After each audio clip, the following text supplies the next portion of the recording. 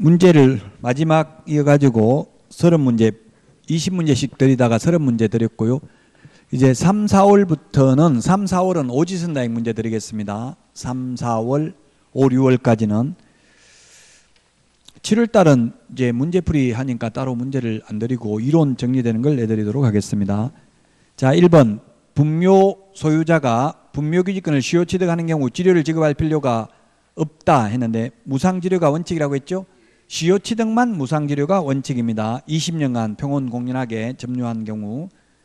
자, 그 다음에 2번 분묘기지권은 권리자가 의무자에 대하여 그 권리를 포기하는 의사표시를 하는 외에 점유까지도 포기해야만 그 권리가 소멸되는 것은 아니다. 예, 의사표시만 하면 돼요. 묘 이장한다고 약속했으면 옮겨줘야 된다 이 말이죠.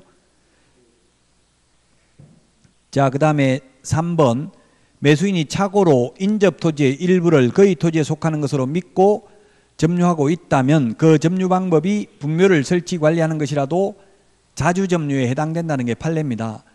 자주점유라는 것은 자기가 주인이라고 생각하고 점유하는 거죠. 자주점유, 타주점유가 구분의 실익은 자주점유만이 취득시효가 인정되잖아요. 이거는 무슨 이야기냐면 분묘기지권하고는 다른 거예요. 토지 소유권을 시효 취득한다는 이야기죠.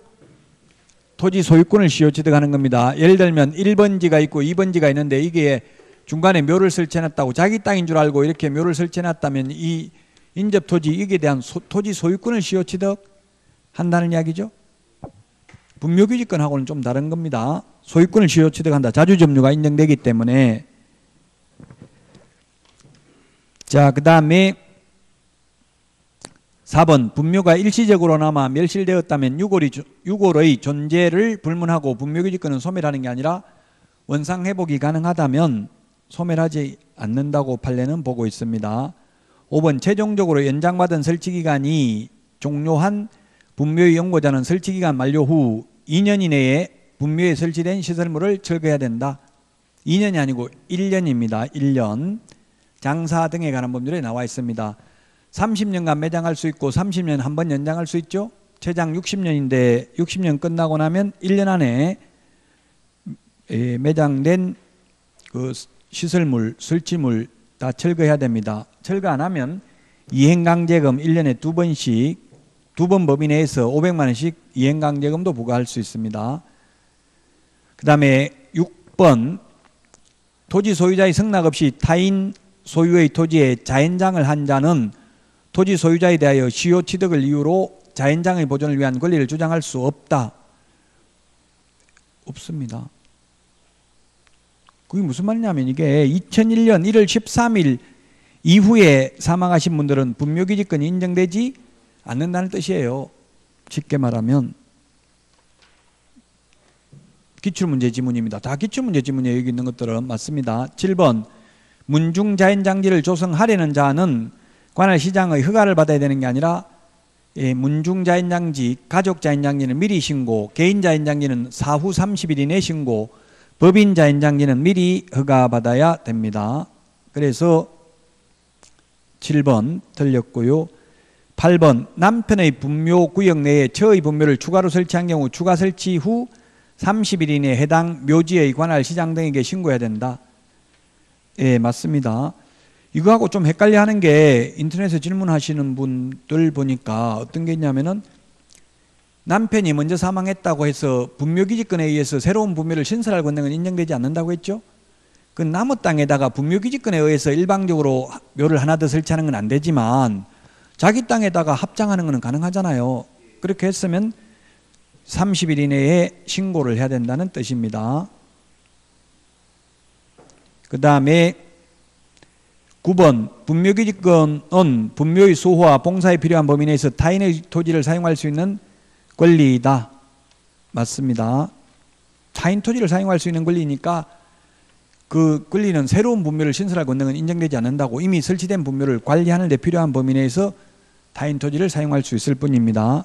10번 분묘기지권은 특별한 사정이 없는 한 분묘의 수호와 봉사가 계속되고 그 분묘가 존속하는 동안 인정된다. 영구무한히 존속된다. 지상권의 최단기 존속기간의 법리가 적용되는 게 아니고 맞죠?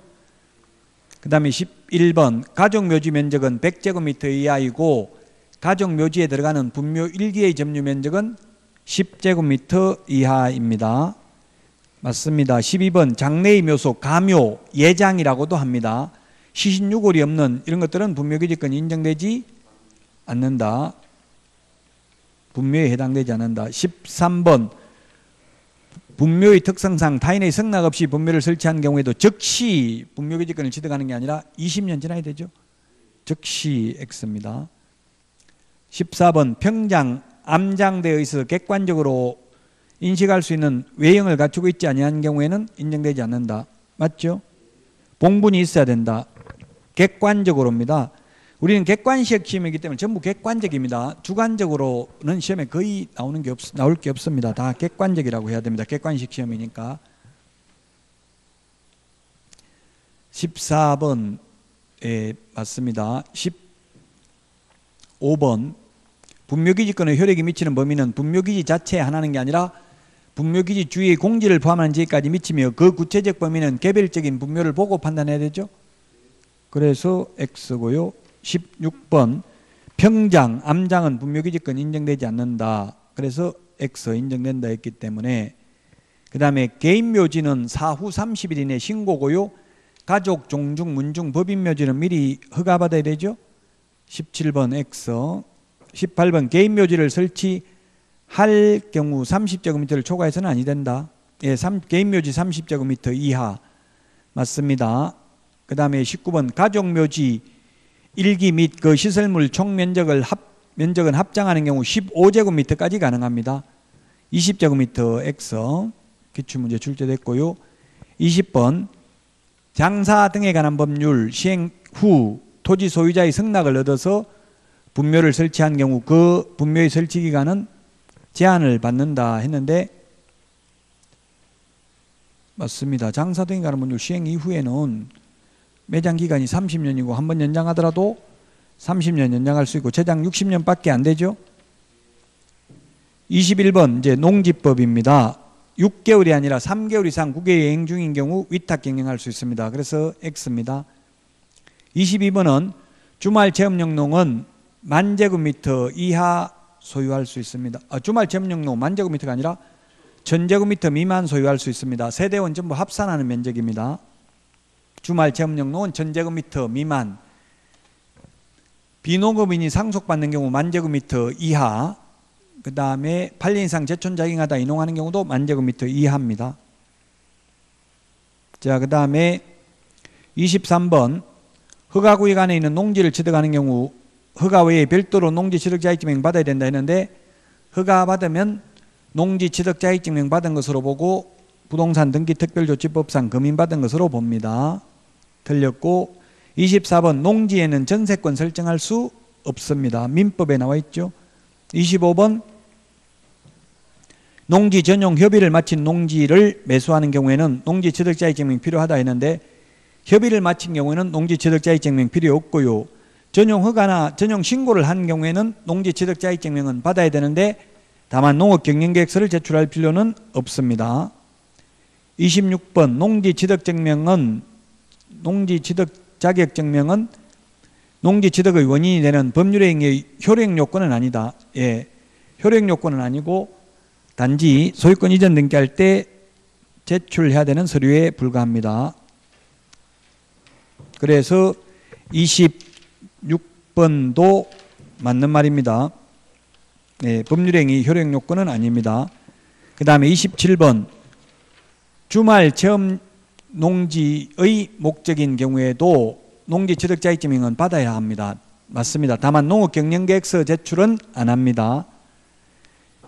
28번 농지 소유자와 농업경영을 하려는 자 사이의 농지에 관한 임대차 계약은 서명계약을 원칙으로 합니다. 최단기 존속기간은 3년이라고 했죠. 농지. 어떤 분들 공법에서 농지법은 2문제밖에 안 나온다면서요. 농지법은 그래서 포기하고 시험 보려고 합니다. 이런 거 글 올린 분도 있더라고요. 농지법, 주택법, 건축법이 최고 중요합니다. 제가 볼 때는 3개 과목 합해서 16문제 나오고요. 국토의 계획 및 이용에 관한 법률 12문제 나오지만 공부할 분량은 훨씬 많죠. 국토의 계획 및 이용에 관한 법률이. 그 농지법 하셔야 돼요. 공법에서 두 문제 나오고 중개실무에도 나올 수도 있습니다.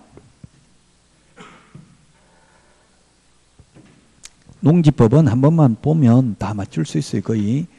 29번 임대 농지를 양수한 자는 농지법에 따른 임대인의 지위를 승계한 것으로 본다. 최단기 존속 기간이 3년인데 만약에 중간에 농지 주인이 바뀌어도 임차인은 계속 3년 동안 농사 지을 수 있죠. 그리고 3년 농사 짓고 나갈 때 새 주인한테 돈 받아 보전금 받아 나갈 수 있다는 이야기입니다. 29번 맞습니다. 30번 5년간 농업 경영을 하다가 이농하는 경우 10,000제곱미터 이하 소유할 수 있다. 5년이 아니고 8년이죠. 8년 이상 제촌 작용하다 이농한 경우는 10,000제곱미터 소유할 수 있고 비농업인이 상속받는 경우도 10,000제곱미터 소유할 수 있고 그 다음에 주말 체험용 농의 경우에는 1,000제곱미터 미만이라고 했습니다. 세대원 전부 합산한 면적이 5년이 아니고 8년입니다. 5년은 어디 5년 나와요? 60세 이상으로서 5년 이상 농사 짓다가 힘들어서 농사 못 지면 임대차 할 수 있습니다. 지금 시골에 가면 그래서 60세는 어린애라고 했죠. 요즘은. 그럼에도 불구하고 옛날에 평균 수명이 평균 60세일 때 이게 농지법이 만들어지다 보니까 60세 넘어서 이제 힘들어서 농사 못 지으면 5년 이상 농사 짓던 사람은 60세 이상으로서 임대차 가능하다입니다. 그래서 5년, 8년 숫자 주의를 하셔야 되겠습니다. 자, 여기까지 해서 2월달 강의를 모두 마치도록 하겠습니다. 이제 3월달에 다시 처음부터 첫 진도부터 나갑니다. 새로운 마음으로 다시 찾아뵙도록 하겠습니다. 수고하셨습니다.